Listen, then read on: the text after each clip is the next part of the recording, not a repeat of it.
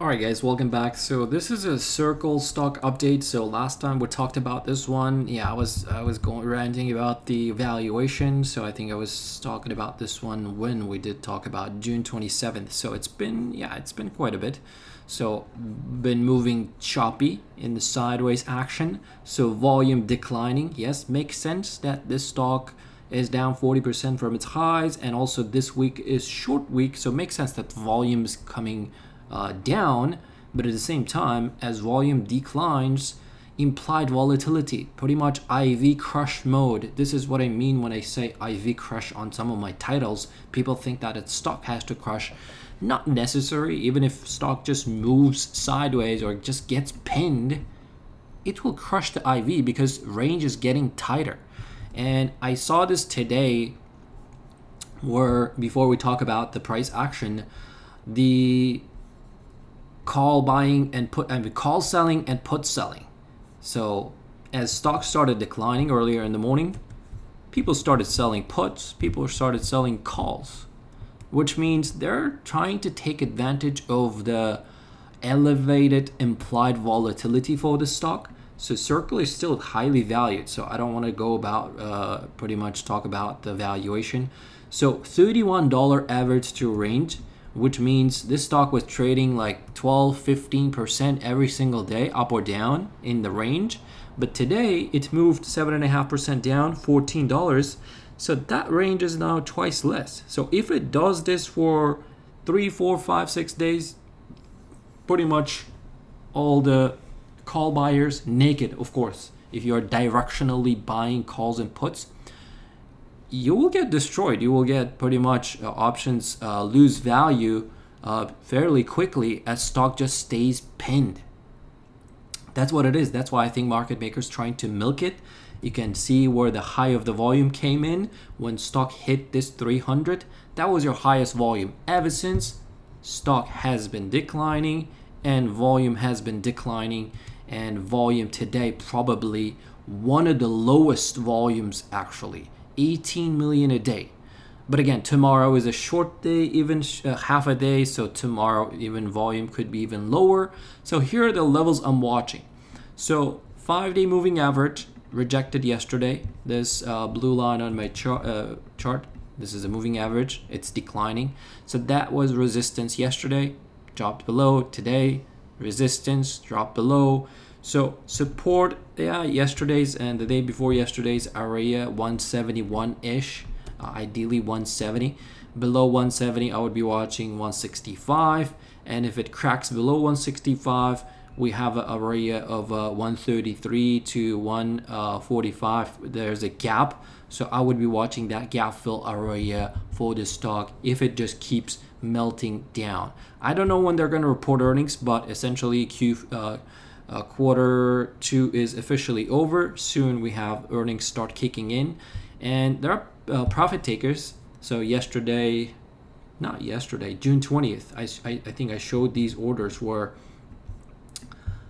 as soon as stock trades below these large levels, watch out. I mean, these levels will become very strong resistance levels.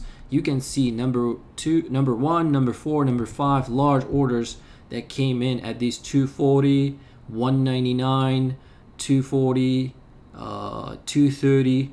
These are now, they're pretty decent resistance levels now. Does it make sense now that when all these people dumped stock? Well, yeah, of course, it did push a little bit higher, climatic move to the upside, but resolved to the downside. And it is trading below those levels. The reason why these moves come in and they dump it when stock is moving higher is because of liquidity, because hot money chasing, like a lot of retail, most of you guys, I'm not just being personal here, but it's just the truth, where this is the liquidity. This is exit liquidity, where people pretty much, when everybody has an eyeballs on the name, this is when most of the volume can be dumped. And it happens with institutional traders all the time, essentially after earnings too. So a lot of times they do their homework, they go long for fundamental reasons, and then as stock already moves high into earnings, they take their pretty much profits, or they start trimming their position into that earnings report. So when earnings report kicks in, if some company reports really good earnings, a lot of retail will be just pretty much glued to that stock. Oh, they reported good earnings, I want to buy. I think it can go even higher. And institutions, pretty much smart money, dumps right there. That's what happened here too. You can see where the highest volume was. Highest volume was right around those days when they started dumping.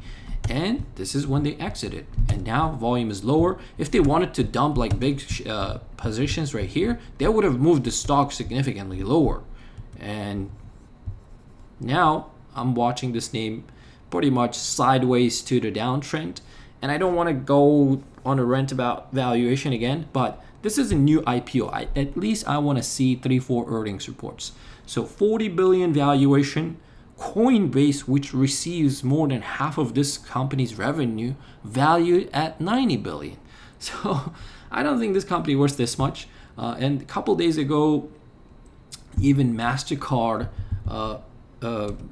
pretty much announced somewhere around here, 24th or 25th, somewhere around here, saying that MasterCard partnering with Fiserv, this is another fintech company, pretty much to enable merchants and customers to use stable coins to buy or pretty much transact for services and goods. Essentially, they're working on it, so they're not alone. So Circle is not going to be alone. Of course, MasterCard is working with Circle as well. But what I'm saying is that I don't think that these guys are alone. And if there's a good market, or if companies believe that there's money to be made, like fintech companies like Visa, MasterCard, they have a lot of capital to deploy. Okay, so I think they will definitely be dominating for a while if that's the case. If there's going to be a switch or anything like that. But again, I don't want to run ahead. I know that Circle hasn't reported any earnings. I want to see at least couple earnings. If it's reporting good earnings, and if it's going up for fundamental reasons, sure, I don't care where it's valued. Is it valued like 500 billion or $1 trillion? I don't care. But right here, right now, without knowing much about what's going on with the financials of this stock, and especially after IPO, the stock is being still up like 100+ % to 150+%. I think I wouldn't be chasing it here. So that's what I'm watching for Circle.